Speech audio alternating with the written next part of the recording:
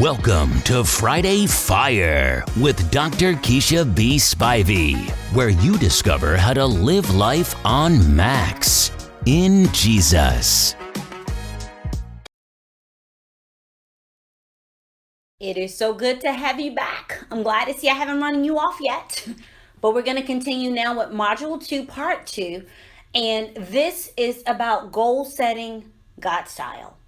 And last time I challenged you to take a look at your wellness package. I told you to look at the 7 areas. We talked about vision and mission and goals, but I'm going to pick up a little bit more deep diving the goal piece, because this is the part right here that requires your involvement. It requires you to actively participate in the process. Zig Ziglar said, a goal properly set is halfway reached. A goal properly set is halfway reached. It's just halfway reached when you set it properly, when you put the proper framework around it. And when we begin to understand that our goals and success, they are directly connected. Your goals and your success, they are connected. They're part of the roadmap that I talked about that saved my brother's life. I'm talking about they are getting from point A to point B to moving you toward that intended outcome that you want so bad. I am gonna talk to you a little bit this morning about goal setting and how it impacts you and some things that it affects. You know, setting goals properly affects 4 different things, 4 ways. And the first one is choice. Goals help you determine your choices. They help you choose where to focus your attention. They help you figure out where to direct your efforts, what things to put your attention to and what things to take your attention away from. It helps you choose. I often tell people that, once I made a decision, I've eliminated choices. When I decided that I was going to lose weight by my birthday, I don't have a choice to eat what I want whenever I want. I don't have a choice not to exercise. Why? Because when I made the decision, when I set the goal, it made my choices for me.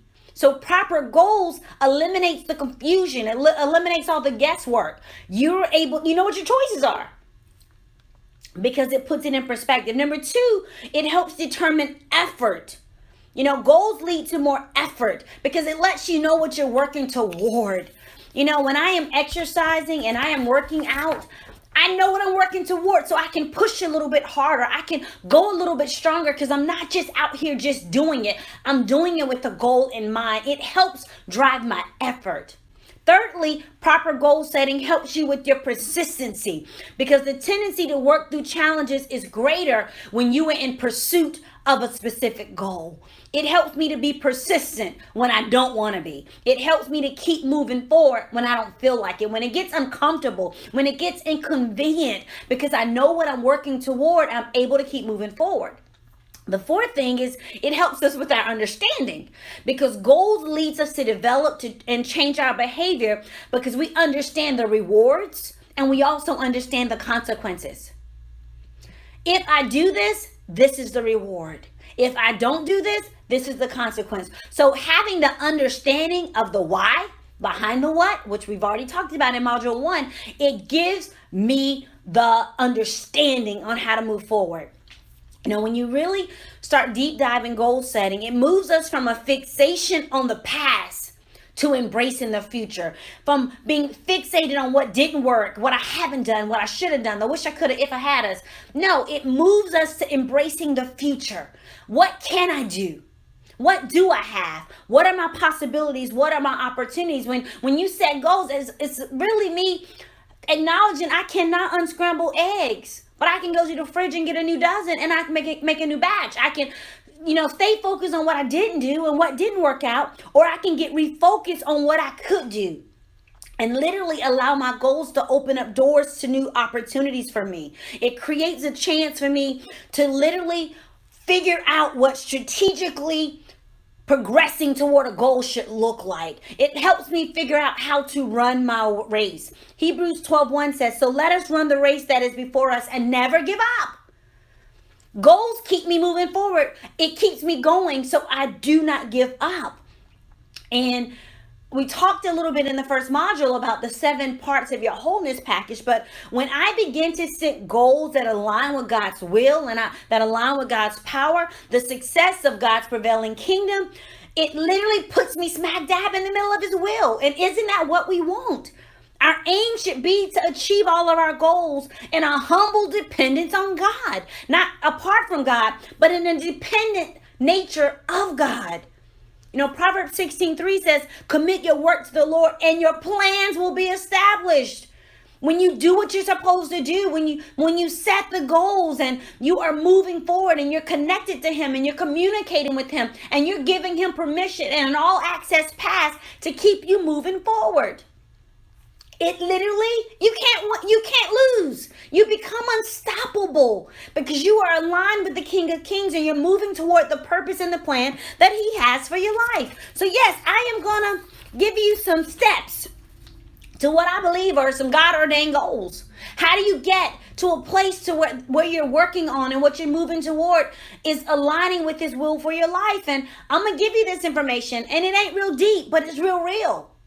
And most people aren't willing to do the real, the basics, to enjoy the greatness. They want the greatness, but they're not willing to be disciplined. I talked about that earlier, about being a pupil, about being a student. They're not willing to learn. They're not willing to submit. They're not willing to make adjustments, which is why they are not willing and able to pursue and step into what God has for them. So when we talk about steps to some God ordained goals, the first one is prayer. You got to jumpstart your goal setting process in Jesus. That way your goals glorify God. You know, and the real truth is, if they're not glorifying God, are they even worth you setting? Are they blessable? Can you declare favor and provision for it? And supernatural strength that can only come from God. If it's not centered in Jesus, then what are you going to connect it to? So the first thing is prayer. The second thing is check your motives. Check your motives. Are your goals selfish? Are you going after that goal for the right reason? What's the heart behind it? Heart check. Why? What's the why behind the what? What's your motive? The third thing is I want you to think in categories. I shared that wellness wheel with you. You know, the 7 parts to the whole you. That can become the method on how you begin to set goals for your wellness. When you looked at that list, I asked you to rank what was the highest, where were the strongest, and where were the weakest. So if you get still with God, with that list and that scale, and ask him, where do you start? You know, for me personally, when I did this was years ago. It's kind of how 5-Star Faith got started. I was like, God, I want to be the best version of me for you. I want to be a good mom. I want to be a good wife. I want to be a good minister. I want to do all these things, but God, I don't know how to do it all.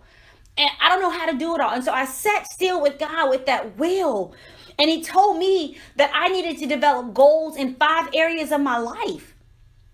And it became my faith, my family, my fitness, my finances, and my future. And I was able to take those 5 areas and take those 7 parts of my whole and make sure they were connected, so that the goals were being centered. Every goal was being centered in some compartment of that will, which was feeding into the mission, which was feeding into the vision, which meant the things that I was working on were bringing him glory. You know, all of our goals really should have some spiritual dimension to them if we're honest. Number 4, your goals should be specific. We've already talked about SMART goals, but aim high. Take the lid off of a little bit. What could be? It's better to aim high and fall short than to aim low and hit your target. I call it dreaming God-sized dreams. You know, being your goals. You got to get beyond identifying what you can do in and of yourself and in your own power. What is it that I can do when God drops his super on my natural? And then begin to be specific and ask God to tweak you as you go along the way. Number 5 is write it down. You know, Mark Batterson says that the shortest pencil is longer than the longest memory. If you're not written down your goals, you haven't really set them. You haven't really set them. You know, God is the one who told us to write the vision and to inscribe it on tablets. And if you look in my office at home or my office at the center, if you look in my car, you look in my purse, I got stuff written down everywhere. Why? Because when I write it down, it means ownership to me. And when I see it, I speak it out. And that's a big deal to me because the act of verbalization is an act of faith. Every time I open up my mouth and I speak, I am activating faith. And I'm asking God through that to show me what I need to do and how I need to do it. Number 6 is include others. On your goals, are there things that you're working on that you need to include other people? There's nothing like growing with someone else. There's nothing like working on goals with somebody else. There's nothing like having an accountability partner and checking in on this is what I'm doing and this is what I'm not doing. This is where I'm struggling. When you work with people as you're moving towards certain goals, it doubles the joy. And it keeps us accountable. It keeps me focused because so often I might do a bypass on me. I'm like, I don't know if I'm going to do that today. But then if I'm going to go work out with somebody else, I'm not going to let me down and let them down. It keeps me moving forward.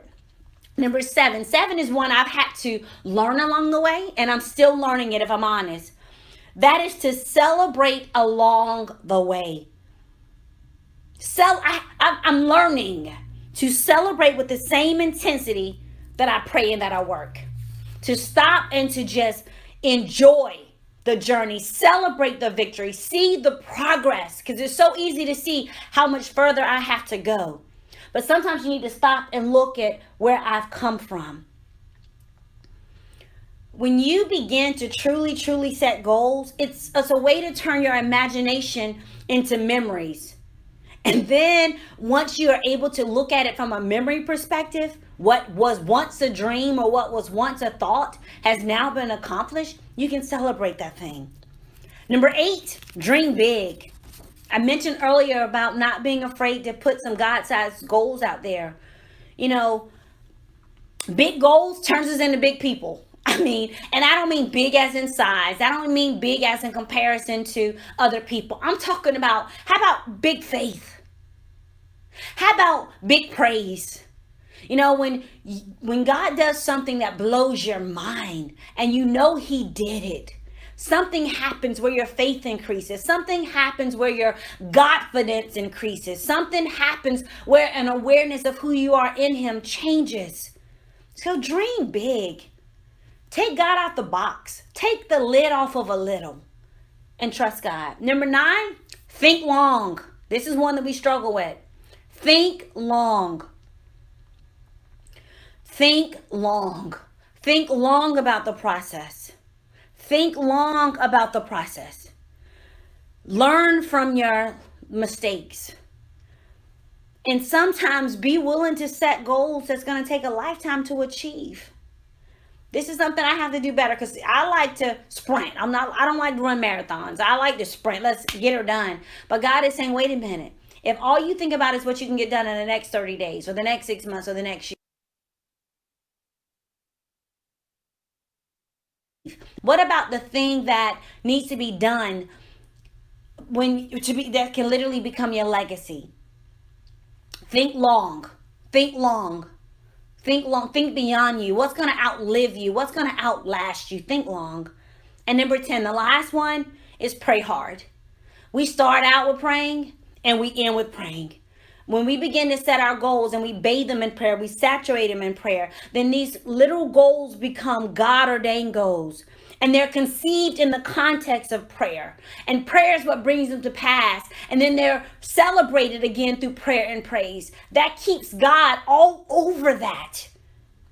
And if you keep circling those prayers and keep circling those goals in prayer, it's like the children of Israel circling Jericho. They circled to the appointed time and the walls came down and they went in and they took possession of what was theirs. This is what we're doing with our goals. We're starting them out and finishing them up with God all in it, all around it, and all over it.